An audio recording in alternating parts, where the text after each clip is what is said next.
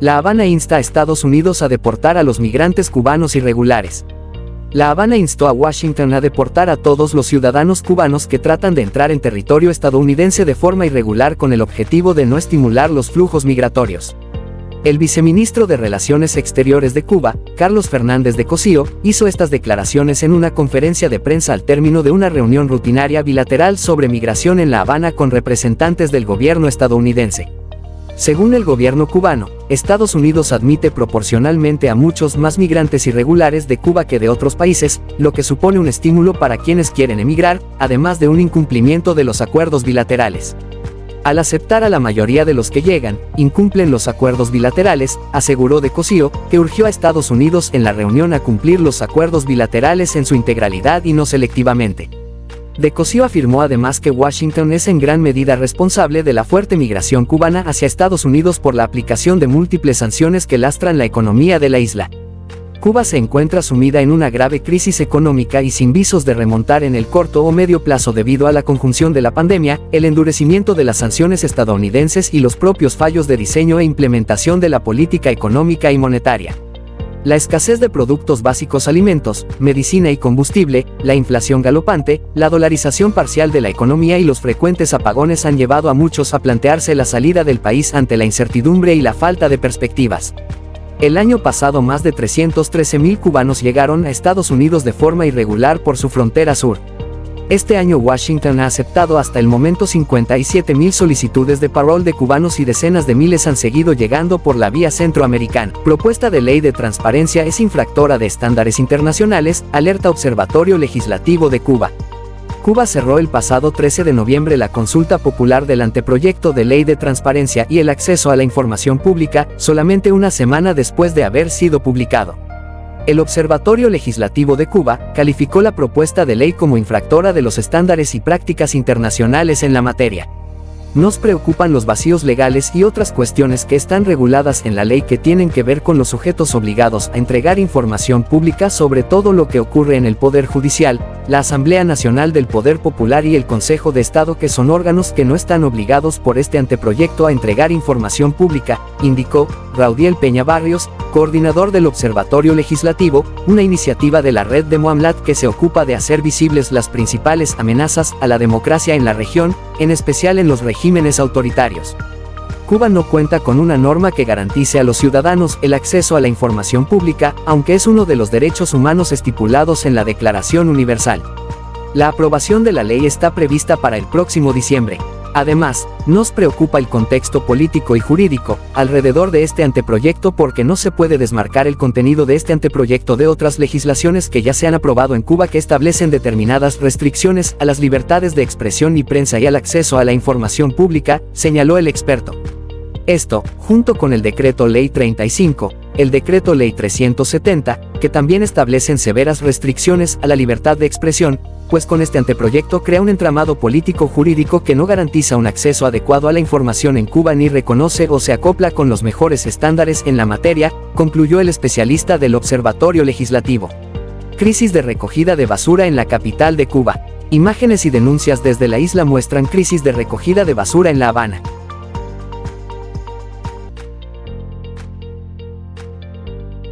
Y se pasan días y no recogen la basura.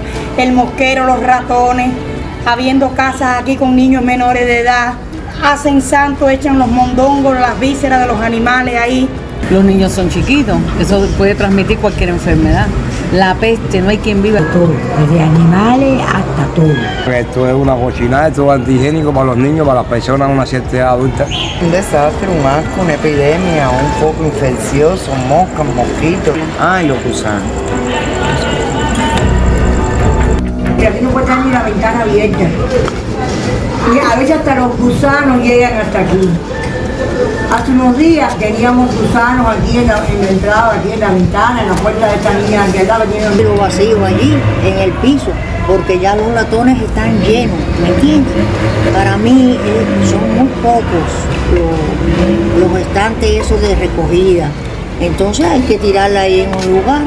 Por aquí se ha reclamado, fue el gobierno, el cura ha ido El cura no sé él no sabe ni qué decir, porque ese pobre hombre con una pala ha recogido la basura. Proyecto de ley contra uso de marcas confiscadas por el régimen cubano como Habana Club. La Cámara de Representantes de Estados Unidos aprobó el proyecto de ley No Marcas Robadas reconocidas en Estados Unidos que prohíbe la validación y el uso de marcas que hayan sido confiscadas por el régimen cubano desde 1959.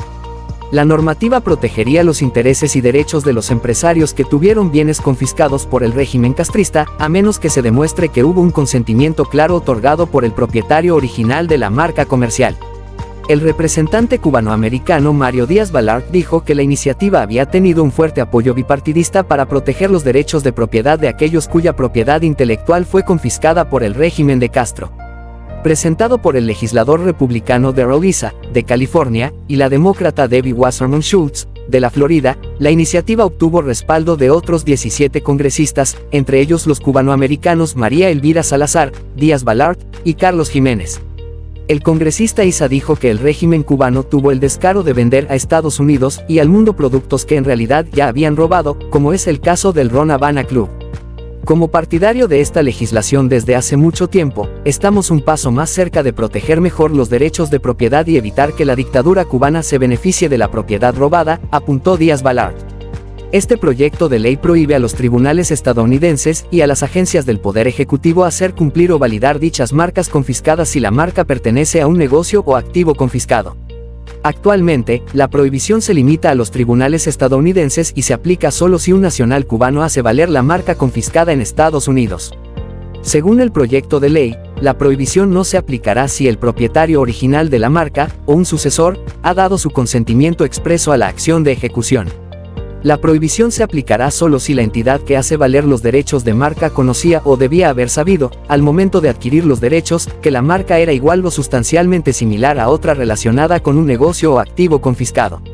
El régimen criminal de Castro tiene una larga historia de confiscar activos y lucrarse con propiedad intelectual robada a sus ciudadanos, dijo el representante Jiménez. Como el único miembro del Congreso nacido en Cuba, estoy orgulloso de trabajar de manera bipartidista para salvaguardar los derechos de propiedad intelectual y garantizar que ningún tribunal estadounidense valide ningún reclamo de marca registrada de activos robados por el régimen de Castro, agregó el republicano por la Florida. Nos despedimos de una edición más de noticias, no sin antes invitarlos a que se suscriban, compartan y denle like.